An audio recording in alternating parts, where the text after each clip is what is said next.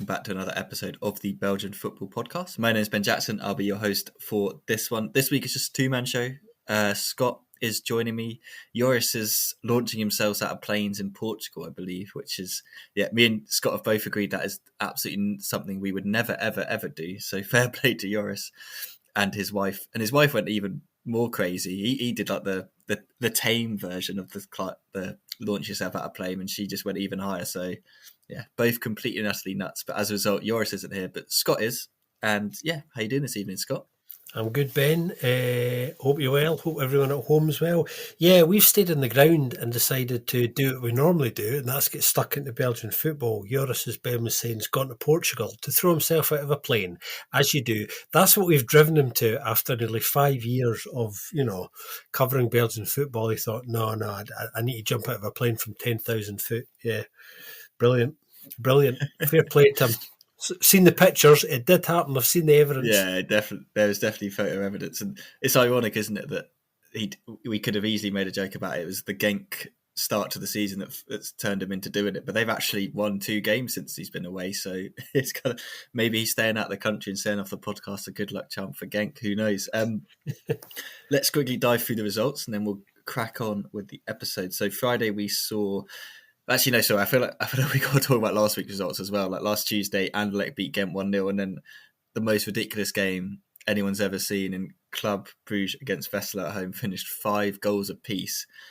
And actually, Bayram, the Westerlo defender, he's been pretty solid so far this season, scored an own goal and an equaliser within the space of 6 minutes, all in the 90 plus minutes. So, absolutely mental kind of moment for him, and actually, yeah. Ridiculous game, absolutely ridiculous. Couldn't not mention it. Slightly less ridiculous game. Leuven drew 1-1 with Anderlecht. Yusuf Mazzi's goal late on, and them a point at home, but still not great. Still not winning games.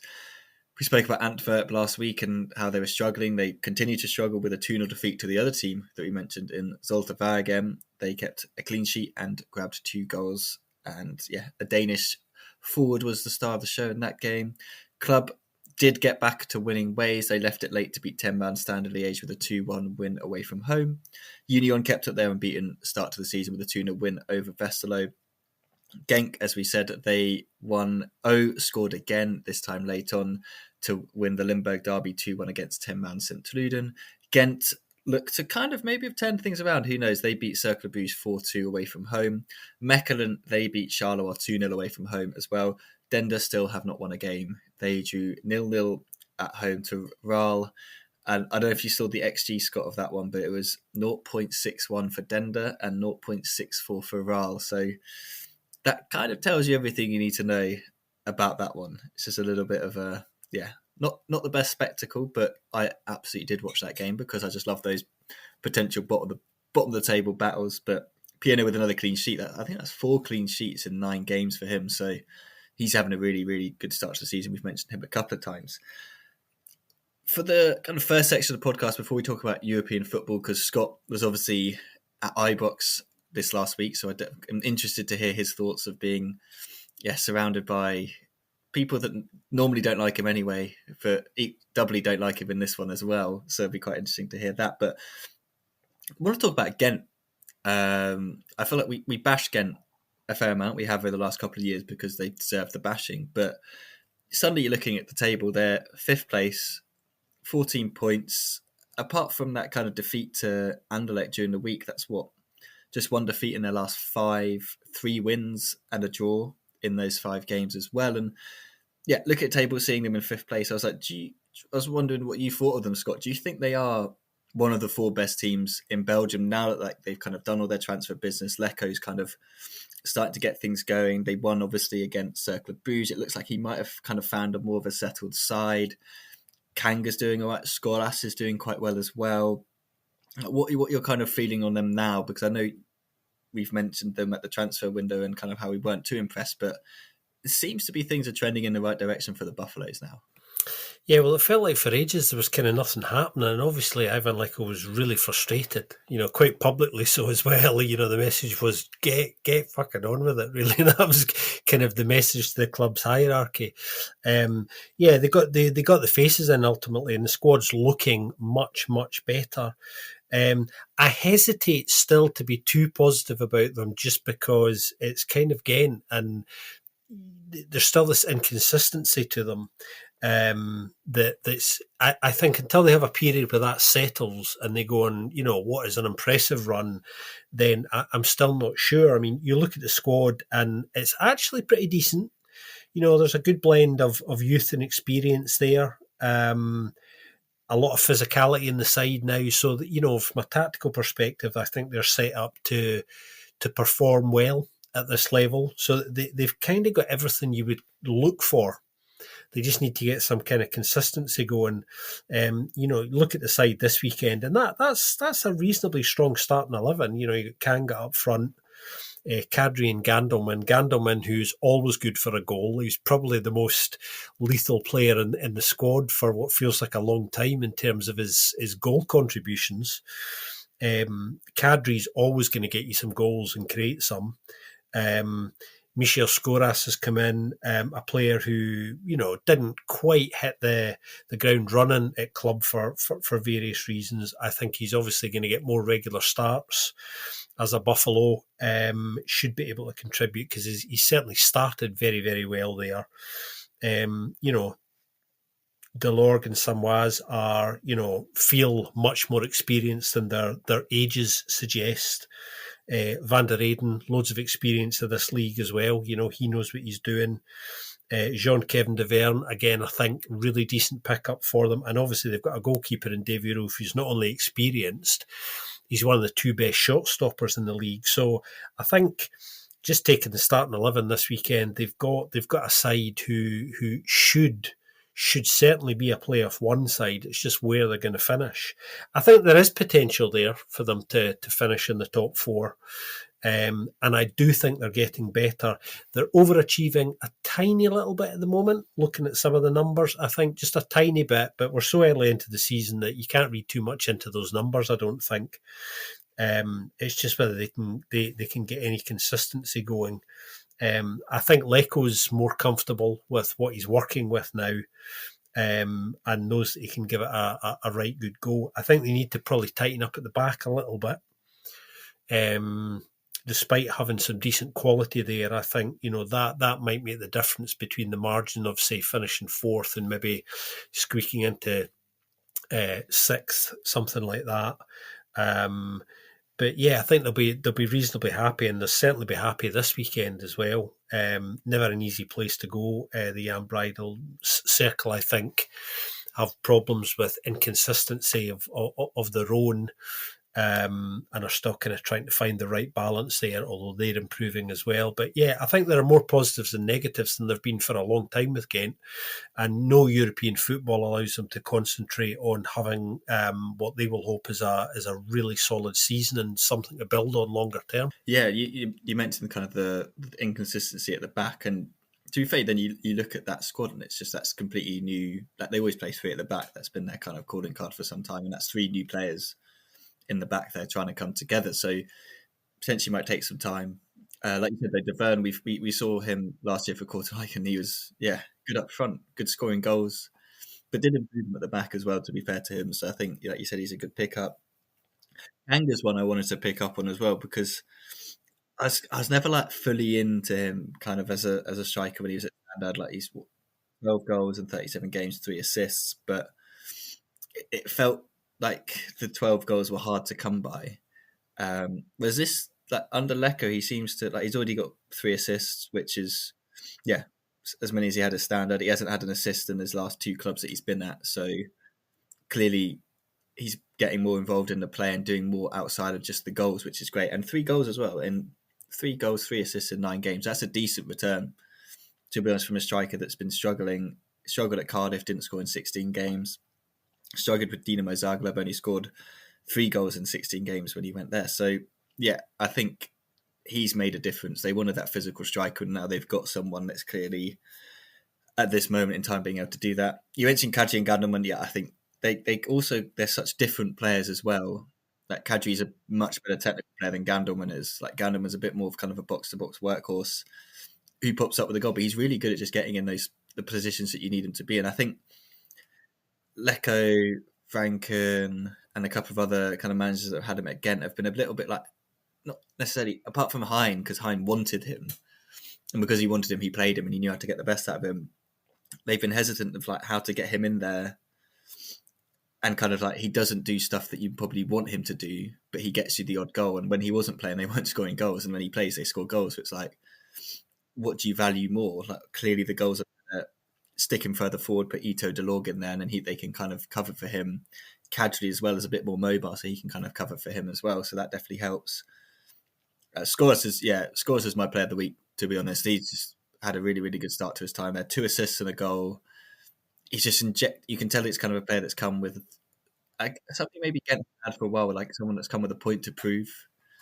I think he clearly wants to show that he can do it in the Pro League. Like, he got opportunities at club, don't get me wrong, but the emergence of some of those other players like Tauby, obviously they used to have Scott Olsen there as well. Like, he was always going to be struggling to get ahead of those guys because he's not as good as those guys, to be fair. But his numbers before he joined club were really, really decent, if I remember rightly, when he was at Lech Poznan. Yeah, 16 goals in 53 games. Like, he can clearly score goals. That's not going to be an issue.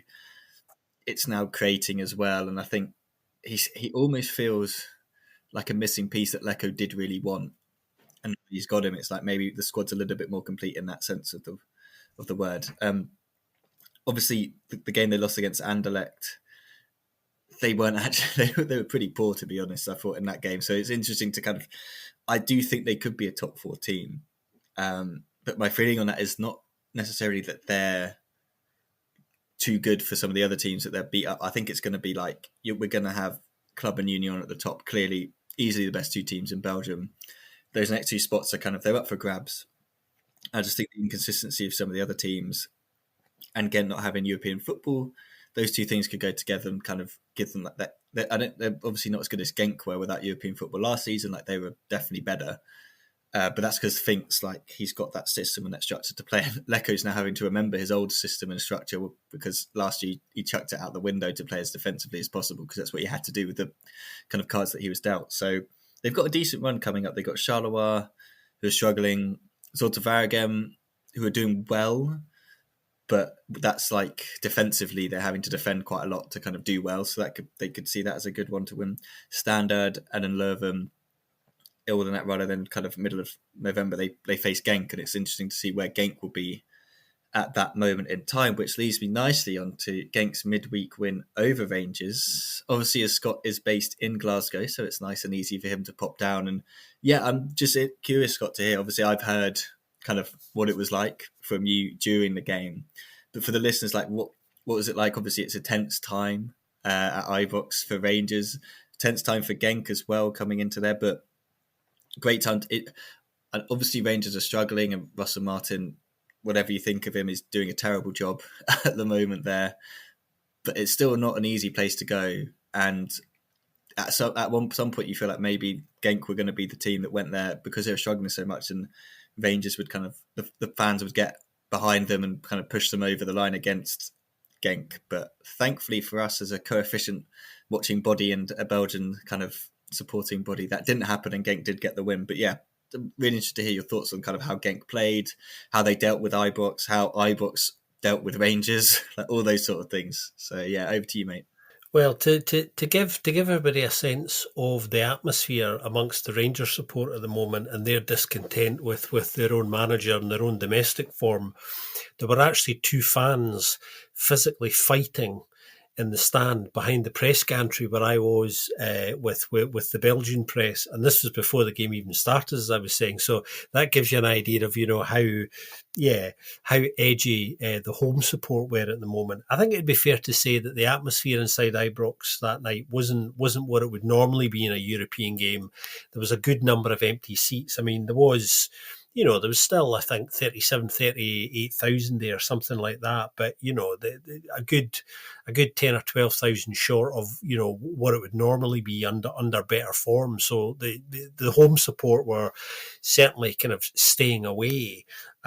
Those that did come along in the night kind of got gradually more frustrated as the game went on. I mean, Genk obviously playing lowish on confidence at the moment, but it was a game where they were technically and tactically quite a bit better I thought, than Rangers, created more.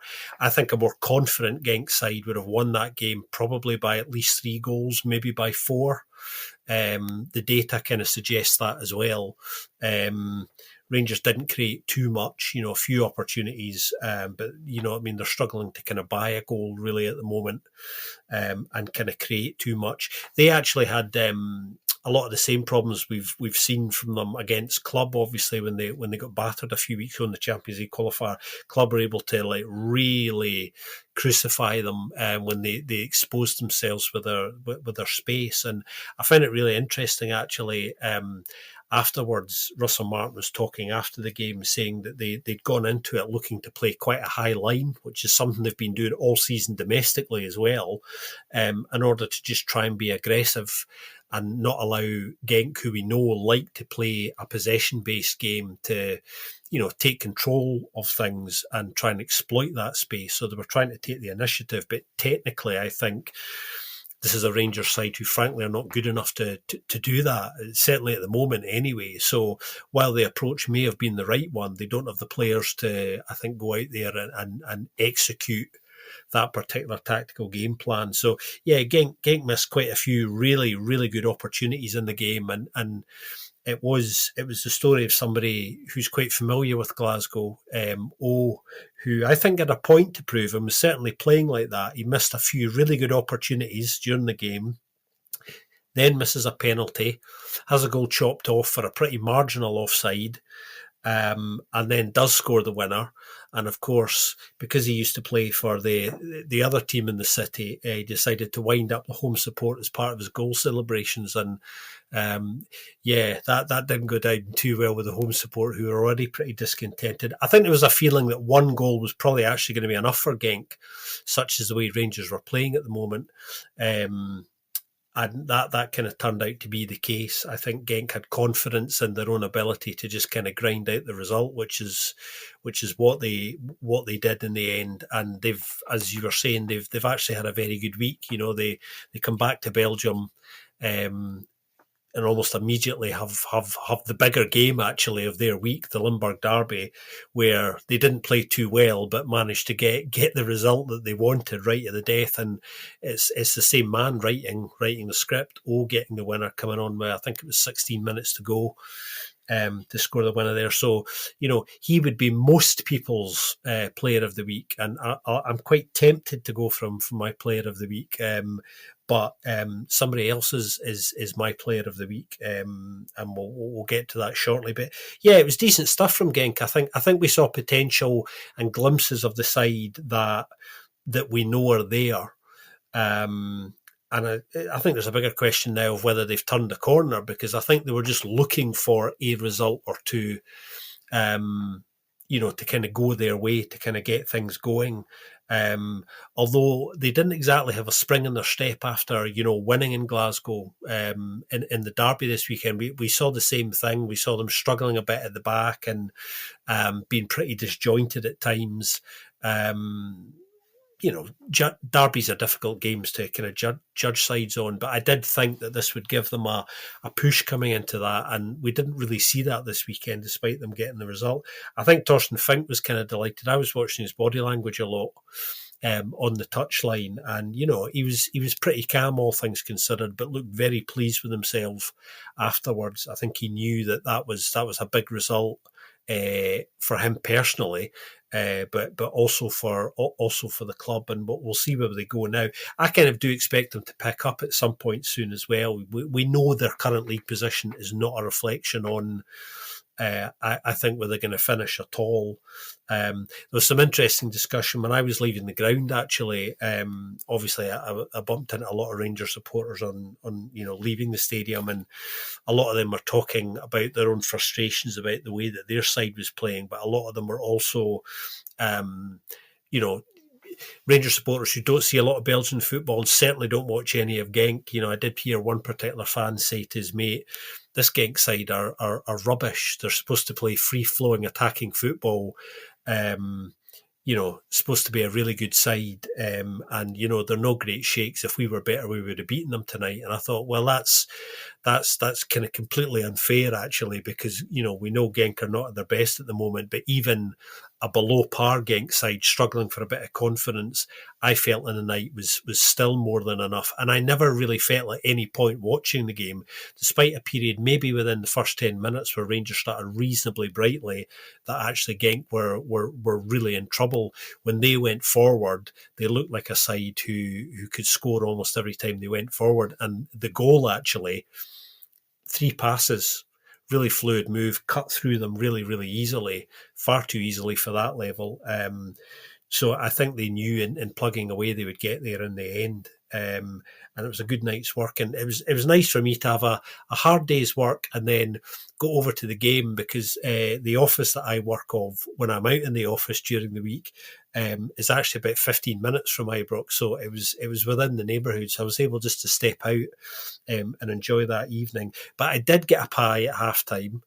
I did enjoy chatting to some of the Belgian press pack as well, and Rangers were very hospitable to me.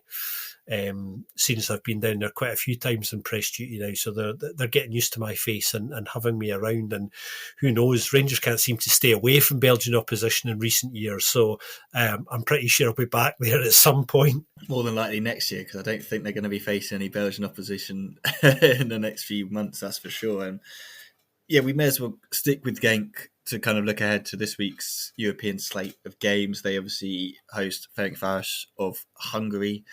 Be returned to Belgium for Toon Raymakers. He made the move over from KV Mechelen, and he is pretty much a regular for them at the moment. Played all 90 minutes of their recent game. A couple of other players of note, I guess Naby Keita, kind of fallen off a lot. One of those players that you always, when I saw him coming through the Salzburg RB Leipzig days, he was going to continue to progress and really go for it, but unfortunately that's not quite worked out for him. But again, a player you don't really want to kind of underestimate. So I feel like it's going to be a trickier game in the sense because Rangers had so much negativity around them going into that, whereas Ferencváros, as far as I'm aware, do not have that level of negativity around them. Like, they're second in their league at the moment with a game in hand on Paxi SE at the top of the league. They've won 4, drawn 2, lost 1. In terms of kind of recent results, they're pretty much unbeaten in the last 5 games. Only real defeats came around the kind of Champions League qualification where they didn't qualify. And obviously we know in the past they have been able to do that, but they are a European regular side, aren't they, Scott, at the end of the day? So it's going to be a tough one at home, and I think, it probably will be the tougher of those games because this is a side that's used to winning and does win things a lot within their domestic league, so they'll come in with plenty of confidence. So I'm not massively confident that we're going to pick up 3 wins, and this is definitely the one that I feel like we probably won't get the win. And I'm just, Genk, like you said, like they were below par against Rangers, but they were still the better team. Below par against St. Truiden, eked out a win. Like, at some point they need to be par or above par, and I feel like this is the sort of game they need to be that, but I'm not sure what your thoughts are. Yeah, I can see this game easily finishing in a draw, actually. I think the Genk are understandably going to concentrate on domestic form. And obviously there was a little bit of, I don't even know if I'd go as far as to call it rotation at Ibrox this week against Rangers, but there's no Ito, obviously. I think a lot of us were quite surprised, by the way, to see Caretsas come on, albeit for 3 or 4 minutes in stoppage time. That was a bit of a surprise because it wasn't looking like he was even going to make the squad, actually. So the fact that he did was a surprise. And actually, he came out for, funnily enough, he came out for the warm-up with the rest of the squad. And when everyone else went inside to kind of get changed, he hung about, did some light running and stretching in his bare feet on the grass, which I thought was interesting. But yeah, it was great to see him. Great to see him back anyway, which suggests he's obviously kind of quite close to being eased back in. Very positive. But yeah, I think with them just, being low on confidence, as we know, they're playing a side who don't have that problem at the moment, and I don't think there'll be too much between the sides. So I think a draw would be a decent result for them, but you would hope that maybe the home advantage would be enough just to kind of get them over the line. Is it too much to ask for a second successive match day where we get a clean slate? I suppose that's what we're asking ourselves, because there were some interesting records last time. It was the first time in a long time that Belgian sides, particularly the Champions League sides in Union and Club, had won in the same round of fixtures. So it probably would be a bit optimistic to hope for that again, but you never know. No, you never know. And Club, obviously, they're travelling back to Bergamo, which they have fond memories of last time out when they faced Atalanta. Just, yeah, that kind of two-legged affair was just fantastic, wasn't it? They were just so good. They really did take it to them. I'm concerned about no Onyedika. Doesn't look like he's going to be fit because he was really crucial alongside Yashari last time that they went there to get that win. But we've also got to remember this is a different Atalanta. This isn't Gasparini's Atalanta anymore. This is Ivan Juric's Atalanta. Ivan Juric, the man that was relegated with Southampton. So, yeah, we're getting a lot of ex-Southampton managers appearing at the moment in our kind of European thing. They've slightly started to turn things around, to be fair. They had kind of an iffy start. Drew Juventus at the weekend, beat Torino away from home, but Torino have been pretty naff. Beat Lecce 4-1, lost 4-0 to PSG, but like what everyone can lose 4-0 to PSG. That team's just, slightly ridiculous. But obviously when you've got a state backing you, you can have a slightly ridiculous team. Club do not have a state backing them, as far as I'm aware. I don't think the Not Belgian yet, state anyway. is currently funding. Yeah. But even without Onyedika, they've definitely got a chance going now. I think they obviously this weekend they got just over the line against Standard Liège, in that kind of game. But yeah, it's going to be difficult. I think without Onyedika, they may just have to sit a little bit deeper and kind of hope that Stankovic can really step into kind of the fray. And this is kind of what they signed him for, to be able to step into that role and kind of play that role and kind of the post-Yashari role. He obviously knows Italian football very, very well. So he should be quite comfortable in there. Could be a really important game to have someone like Forbes. I think that pace on the break could be really, really useful up against like Zappa Costa and players like that. So, yeah, I'm not as confident just because of some of the injuries and stuff like that. But the way Club played in the first leg and the first game of this competition against Monaco, the way we know they can play, I do feel like this, and we kind of spoke about it in the past as well, like a couple of weeks ago or last week, that I do feel like they'll step their level up again for this game. I don't know if you think the same, Scott, but I think they're more than willing to let their level dip a little bit domestically because they know they can still get the results if they want. But I feel like this is a sort of team and a club in general that are like, right, it's Champions League, we're going to step up into another gear. So should be a good game. I think it really should be a good game.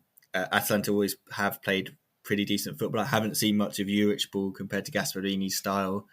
Everyone obviously loved Gasparini's style of play, but we know that under Nicky Hine that this team plays good football, and I think they'll continue to try and play good football even away in Bergamo again.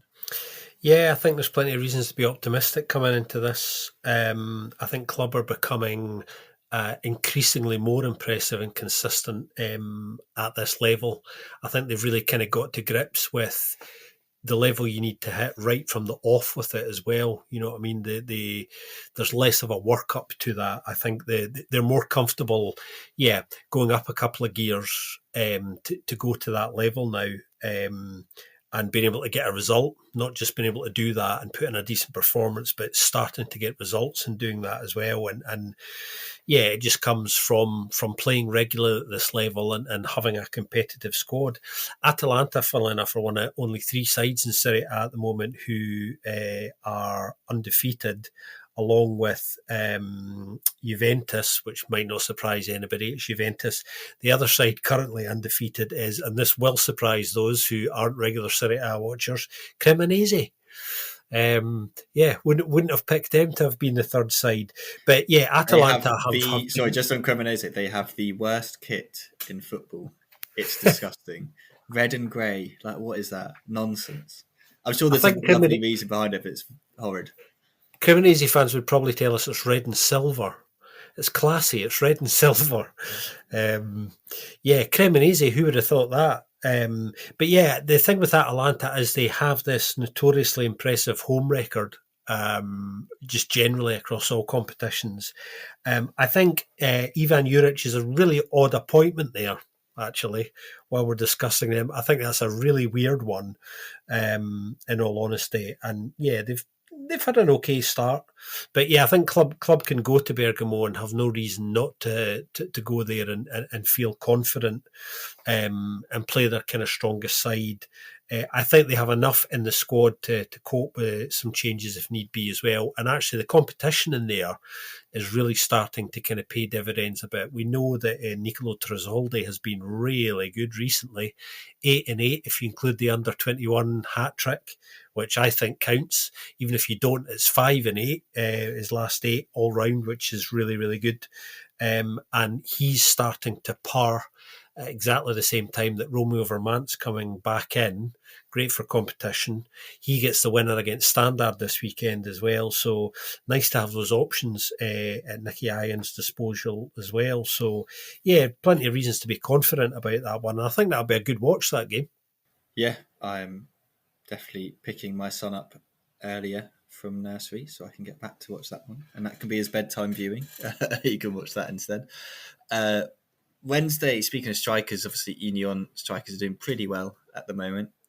Newcastle, it's a tough test on paper, isn't it? It's a Premier League side, and I always get a bit ahead of myself thinking, because I watch so much more Pro League than I do Premier League, that I'm like, nah, I think the Pro League side can give them a run for their money, but I genuinely believe that Union will give them a run for their money. Newcastle have won one Premier League game, drawn 3, lost 2, only scored 4 goals in 6 games. Another one of their wins was a 4-1 cup win over Bradford, who, to be fair, having a very good season are Bradford, which is nice to see.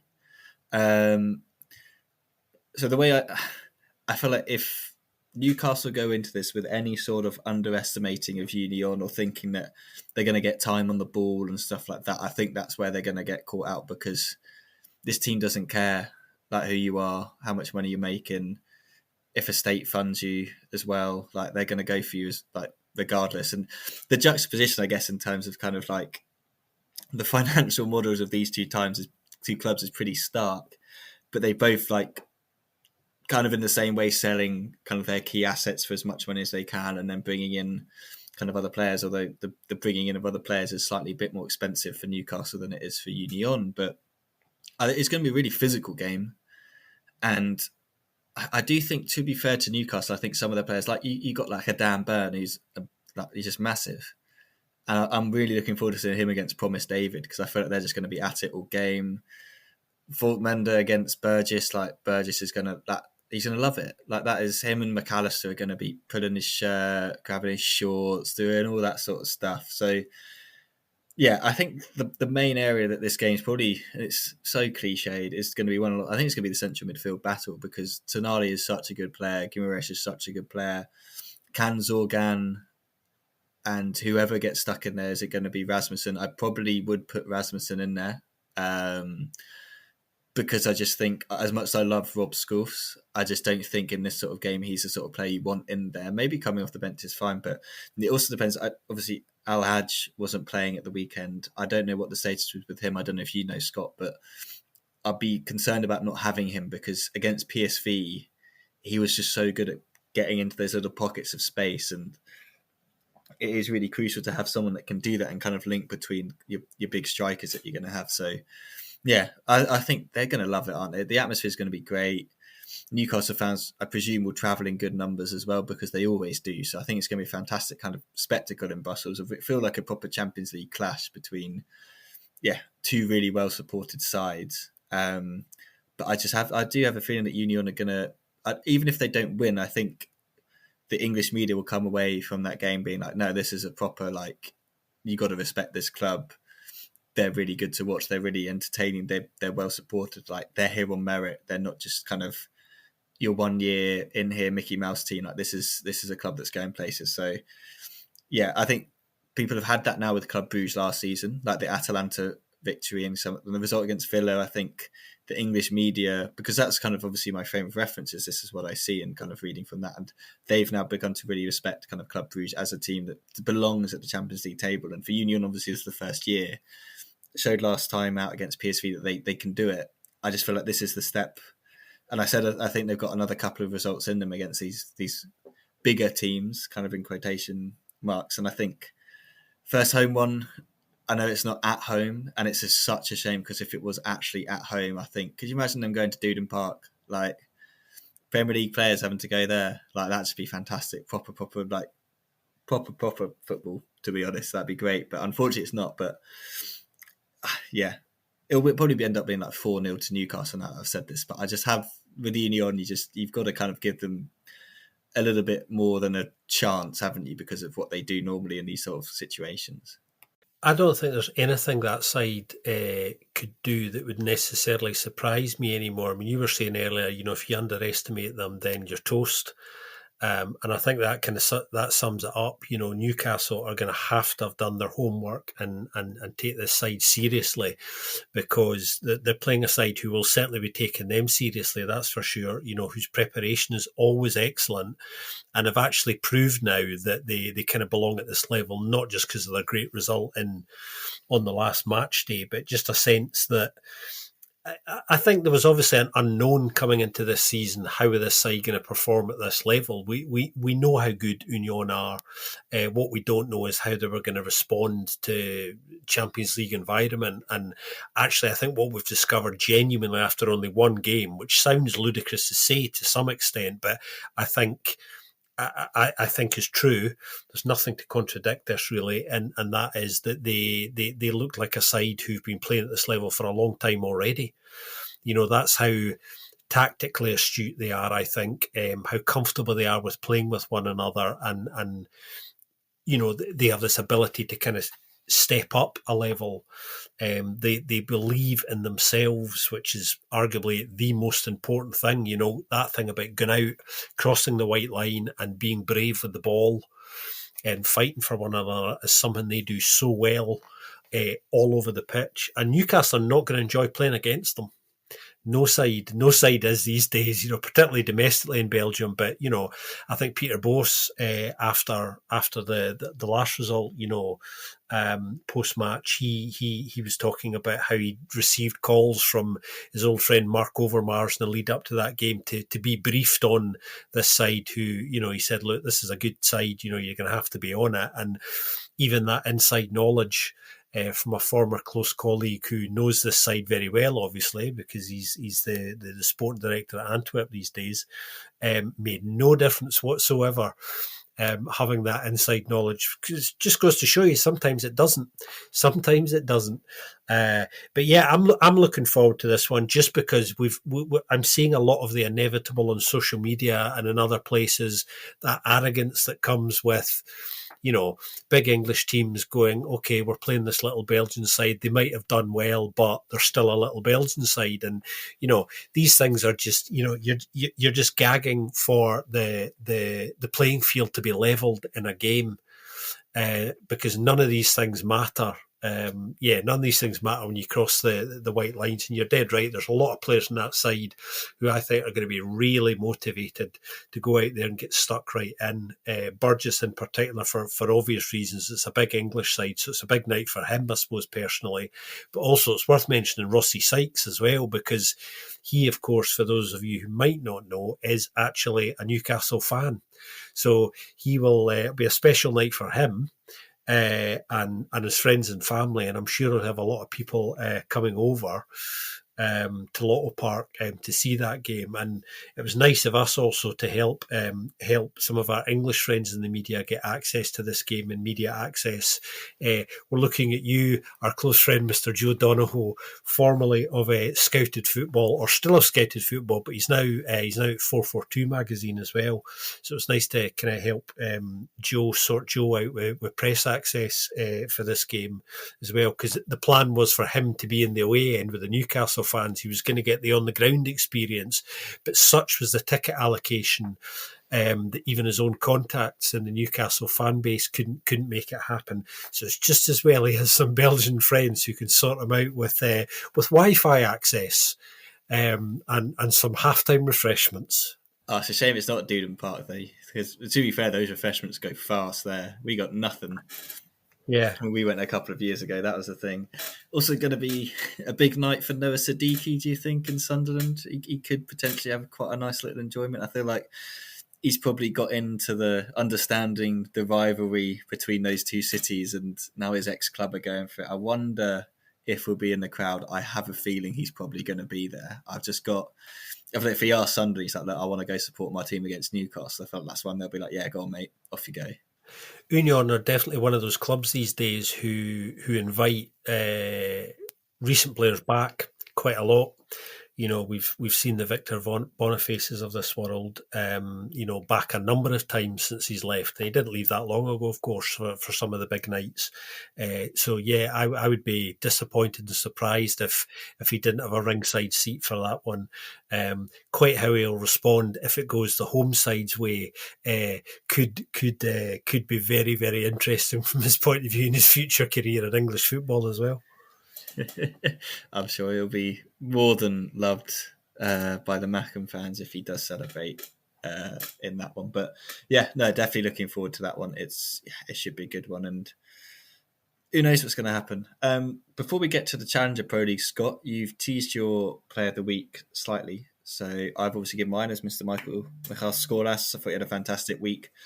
2 assists and a goal. Yeah, he's really settling in well with the Buffaloes. But who have you gone for? Well, I did hint earlier and say that O was a very tempting one because he kind of is and should be everybody's player of the week for various reasons. He's one of the big stories of the week. But I've actually gone this week for Mechelen's young 22-year-old winger, Myron van Brederode, who's started very well there.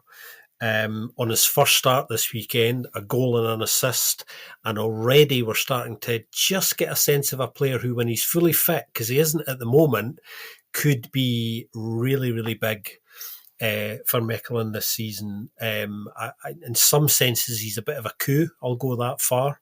A lot of people went, oh, that's an interesting one, when they signed him recently before the window closed. And he's actually got an interesting story. I mean, this was somebody who really highly rated as a young player at Alkmaar, so much so that, money comes his way, the riches start to flow his way very early as a young player, and he starts to get the balance wrong. He starts to enjoy himself a little bit too much and not work as hard as he should. And got himself into a few problems at Alkmaar and just kind of fell away there and had to kind of reboot his career a little bit, which he did very, very swiftly and professionally. He brings in a nutritionist, he brings in a personal trainer, he goes, right, I can't just rely on my talent to make this career take off, and has hit a reset. Has come to Belgium. Mechelen have given him that opportunity, given him that stage. And I just have a feeling that, this is a player who could be significant for them. And if that's the case, we know he's not going to be around too long. So I would say to the Molinma fans, if that's the case, enjoy him this season.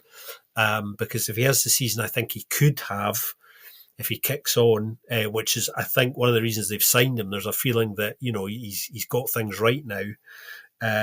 Then it might be one of those, one season joys. But he's very good this weekend, actually. Doesn't look out of place, even though he isn't fully fit. And I expect, even bigger things from young Myron van Brederode.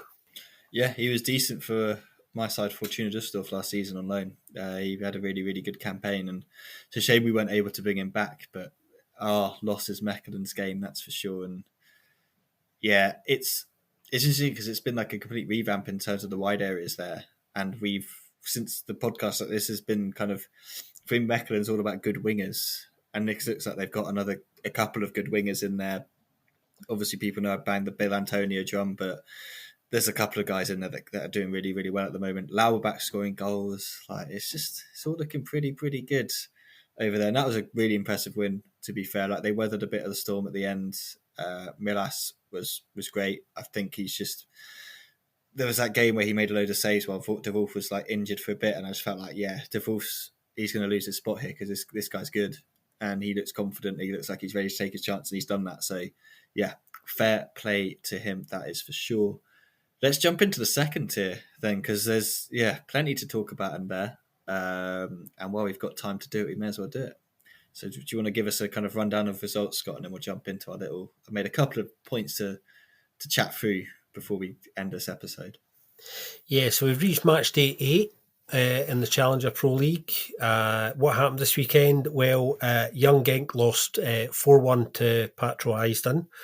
Anderlecht Futures drew 2 each with Club NXT. Kortrijk beat Eupen 1-0. Beveren's fine form continues. Another win for them. They beat Sarang 2-1.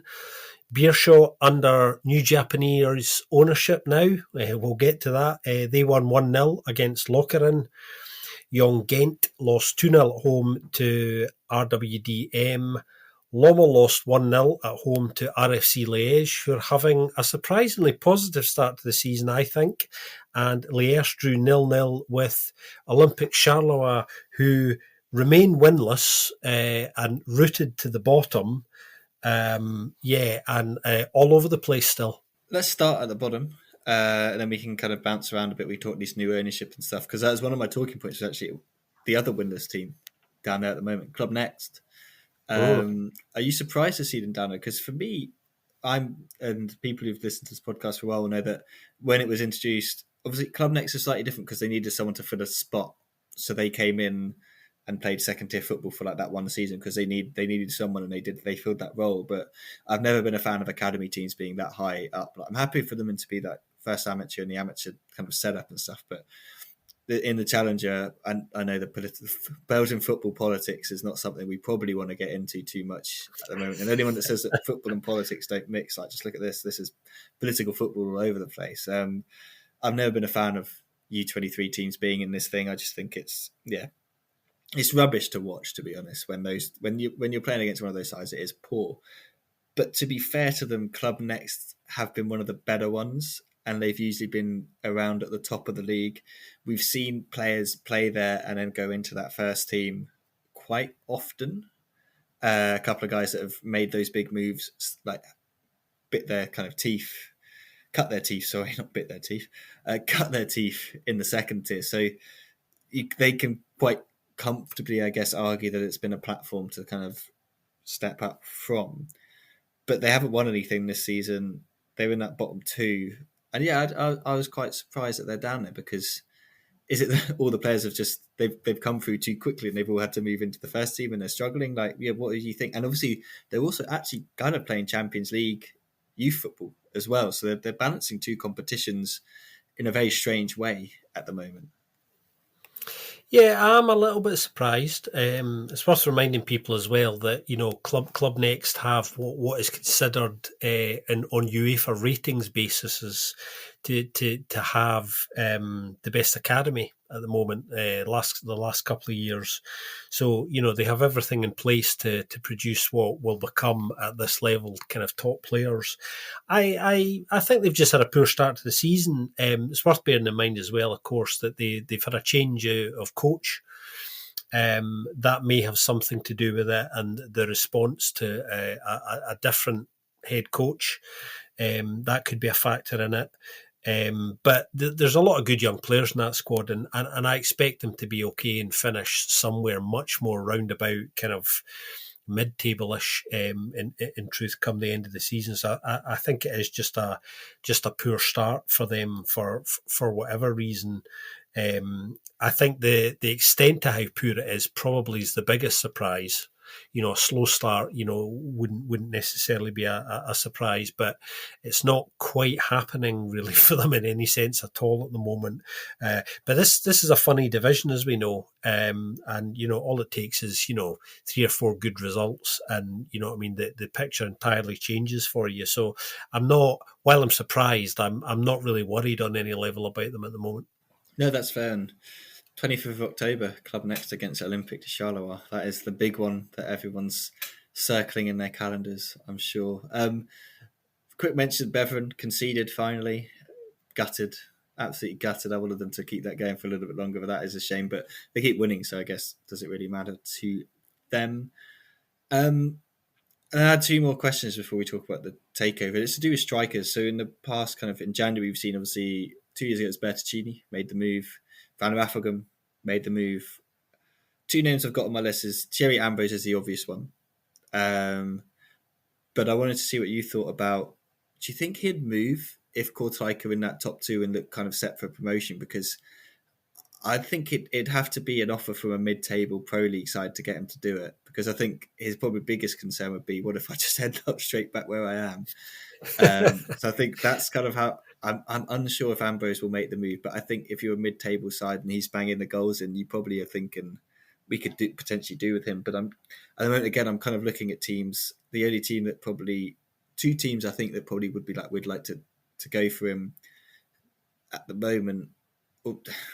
I get Ral and Dendo. I could see kind of thinking we could trying to get him. Ral could have a good chance if they keep up how well they've started. Dendo, I don't think have any chance unless they throw a lot of money at him, which we know they won't do, and I think that's quite sensible that they wouldn't do it. Leuven could, but I hate that he just doesn't fit there. We've seen Mikkel Buren went there and it didn't work because it's just that's not. They just want big strikers and that's fine. But just sign good ones. That usually helps. So him, I'm not too sure. But then, Liège. You mentioned RC Liège. Omar Diouf has had a fantastic start to the season. He's got 5 goals. I think it was 4 or 5 goals to start the campaign for them. Got one this weekend. Kind of had a really six goals in 9 games. So I've just kind of looked it up. Former Senegalese under-20 striker as well. Is he the next one, do you reckon? January, if he keeps this up, I could see like him being the Bertocchini and the Van Raffelgem that aside kind of says, let's go and get him from there. Because I feel like, no offence to RFC Liège, but it'll be a lot easier to get a striker off of RFC Liège than it will be off Kortrijk in January. Yeah, I think you've already answered that. I think the key thing is if he can keep anything like that form up. I think if he can, then there'll certainly be people watching closely. Ambrose is a really interesting one because there was a lot of interest in him towards the end of the window. St. Truden were quite hot on him and really did want him, actually. And in the end, we thought Thierry Ambrose was going to come in when Bertocchini left as his replacement, but actually the phone call rang at Anderlecht, as we know, and the Japanese connection was re-established. So St. Truden are the sort of side where I think Ambrose probably would have fitted there, actually. I can see, but again, after last season, do you know what I mean? The psychology of that is, well, how's their season going to go? I think they're going to have a much better season than last year. I think we can say that already. They're looking more positive and there's more positive feeling about them. And they've just, the atmosphere there has completely changed, as has the outlook, really. So in a way, I'll be a bit disappointed. But it was interesting. Before the window closed, there was a video that Kortrijk released on their own social media of him preparing for a game very early on. I think it must have been within the first couple of weeks of the season. And he walked up to the camera in a tunnel and he said, "I'm staying here." Now, obviously sending a message out to his suitors at that point, but I thought this is interesting because I don't see him going anywhere in January either, because Kortrijk are not going to let him go for anything other than by what their standards would be proper big money. There aren't that many sides in Belgium, even in the Pro League, who realistically are going to be able to pay that, like you say, to make him worth going to. And the sides who probably could afford that if they wanted to, I don't think are going to do that. So I can see him being there all season. And I think a lot of their season hinges on him continuing to play well and score sort of the 15, 20 goals that they certainly hope he will, and that we know that he probably could, because he has started very, very well. And I think he is going to have a good season at this level. And whether they come straight back up Kortrijk, he's going to have a massive say in that, I think.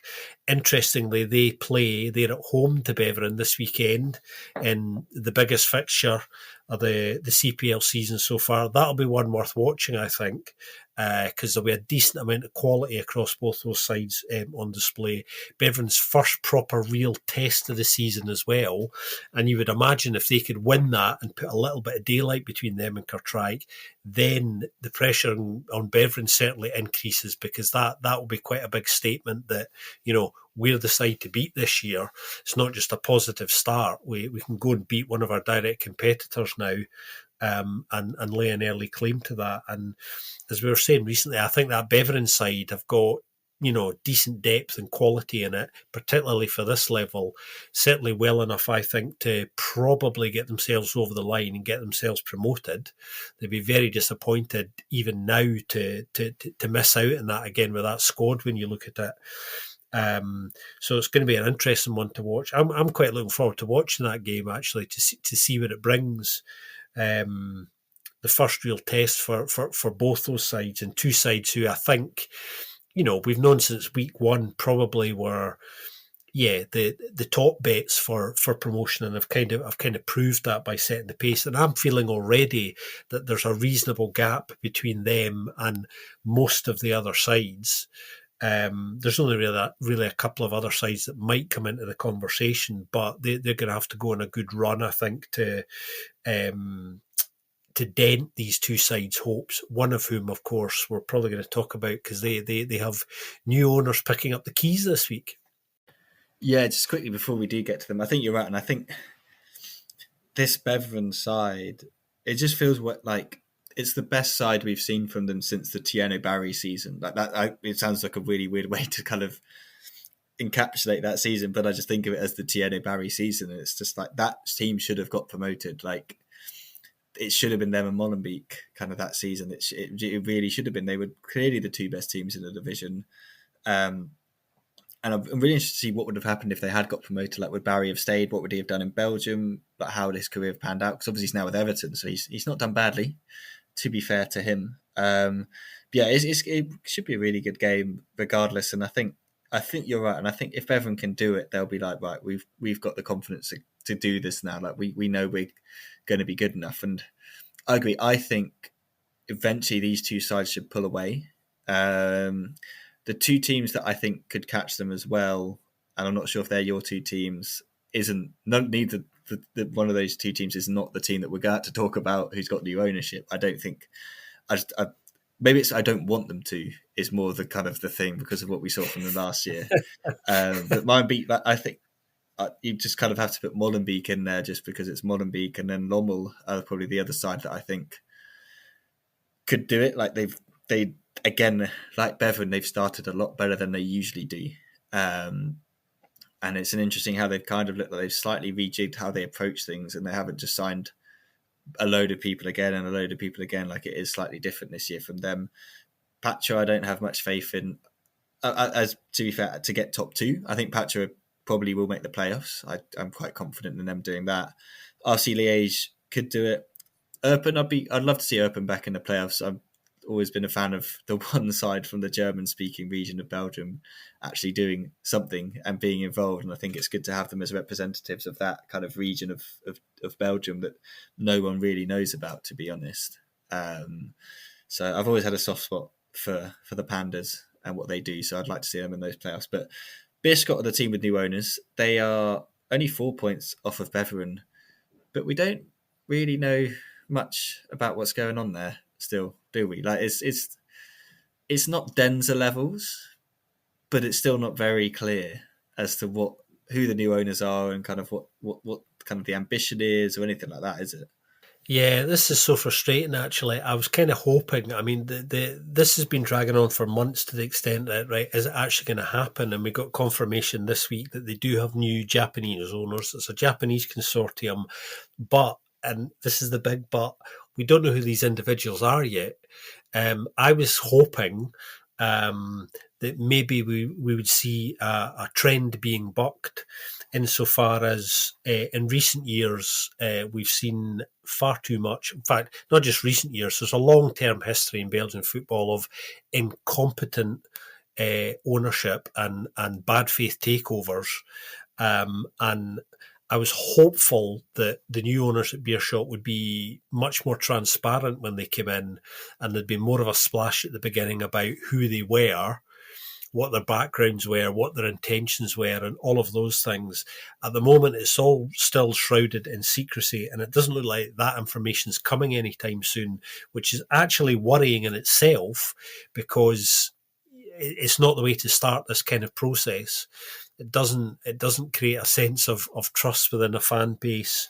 And the idea that this is a bright new dawn for Beerschot, I don't think we can say that yet until we kind of become a bit more acquainted with the new owners and actually get an opportunity to kind of scrutinise them a little bit to see whether they have any kind of competency. Not only in a business sense, but maybe in a footballing operation sense, to kind of be able to say, yeah, Beerschot might be able to build something here over the longer term. This is a group of people who have a track record, who at least look like they know what they're doing. Or is this a very wealthy Japanese consortium of people who have a new hobby of some kind, which I'm hoping it's maybe that at worst. Because the alternative to that, the really bad scenario, is that this is a group of very wealthy individuals who have no idea what they're doing, and could make matters so much worse, of course. So we just need to wait and see, but it's really disappointing that there hasn't been more of an effort to communicate to the outside world who they are, where they're going with this. It's not a good look, and I'm just really disappointed that Beerschot as a club, regardless of the new Japanese consortium, haven't learned the lessons, culturally speaking, around the history of the Belgian football landscape and kind of approaching this very differently, because that would have given me confidence. Okay, here are people who do know what they're doing, have understand what they're getting into culturally here and all of those things. So at the moment, I have this horrible feeling of history repeating in some level, because I've seen nothing to suggest anything too positive at the moment.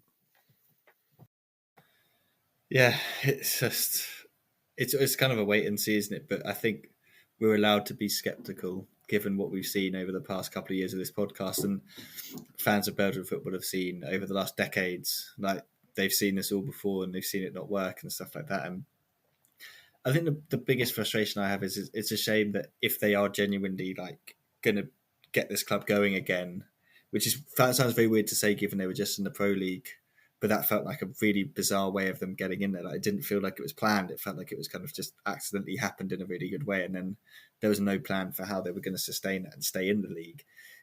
It's just a shame that it didn't happen like a little bit. It didn't happen like at the beginning of last summer, and then someone comes in and it's like, right, here's how we're going to do things. Here's what we're going to do. Because we've seen, obviously, with St. Tune's Japanese overs, like, love them or hate them, but people have their own opinions on how they've run things. But they've at least put some really nice, successful seasons in. And that team's been in the Pro League for some time now. And you got to say it works, despite the bizarre stadium name and all that sort of stuff. But some of the Japanese players we've seen come over from those links, like, have just been glorious to watch, haven't they? Like, they've been some really, really good players that have come through that club. Some legends of the game. Some Japanese legends of the game as well that we've been very fortunate to see kind of maybe in the back end of their career, but it's been nice to kind of, they've been part of the Belgian football journey. They've been part of the St. Truiden journey. Like, it's kind of been, the links between that country and that club are very, very strong in that sense, in terms of kind of players are able to come and it's kind of culture they're able to embed themselves into it. They kind of can settle. They've got kind of familiar things around them, but then they're also then within Belgium. So fingers crossed it can work a little bit like that. It doesn't have to be identical. Like, I'm not saying it's a perfect system. There's some stuff that they do that I don't agree with. There's stuff that they do that we like. Like, it just is what it is. All clubs are kind of like that, I guess.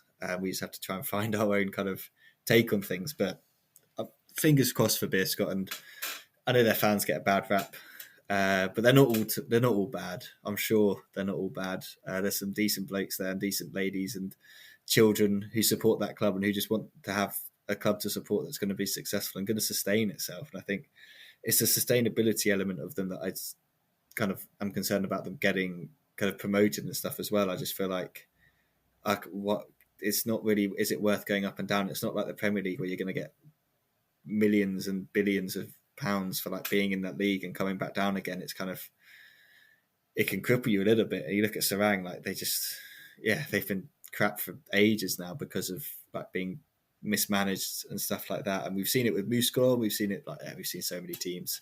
So if we do get news, we will obviously update you all in this section of future podcasts. But I think that probably about does it for this week. I presume, Scott, that just the two of us would probably squeeze this into an hour, but in classic us and Belgian Football Podcast fashion. It's the same if it's just you and yours, same if it's just me and yours. Somehow we just can keep going and going and going, and just have to be told when to stop by the clock that's ticking away above your head at the moment on my Zencaster image.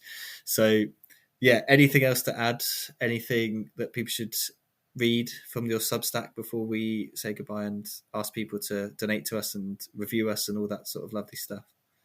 I think I might have a piece. I might have a more in-depth, long-form piece coming in the next few days for you, but I won't tease you with what the topic of that's going to be. But the regular weekly digest is running slightly late this week, so it will be going out not long after we finish recording this. So you should receive it. Those of you who are receiving it already at the moment. Those of you who are not, get it sorted. Some little bits of information in there covering the week in Belgian football that maybe doesn't make it onto the BFP each week, landing in inboxes shortly. I'm now leaving to do anything other than jumping out of a plane. I don't know what everyone else is up to. I will safely say, hand on heart, I will never jump out of a plane, but we will get the plane story from Joris when he comes back. I'm sure everyone just would rather listen to that maybe for a little bit, and maybe for him, if Genk have lost, he can just talk about what it's like to jump out of a plane. Even the thought of it just gives me the absolute fear. But anyway, thank you everyone for listening. If you have enjoyed it, please do leave us a review on your podcast app of choice. As per usual, if you've done that and you'd like to donate to our Buy Me a Coffee site, that would be really appreciated. We really do appreciate everyone that has done that already. It really does genuinely help with kind of all the programs and recording equipment and all that stuff that we have to put together to do this, because unfortunately we have not been bought by a state and we aren't paid by a state like some of these football clubs are. I mean, if the Belgian state wants to fund us, we are more than open to that, or any other wealthy Gulf state that feels like it needs a Belgian football podcast. I don't think there's much of a market for it, but you never know. Anyway, yeah, as always, thank you so much for listening, and we'll be back next week for another episode of the Belgian Football Podcast.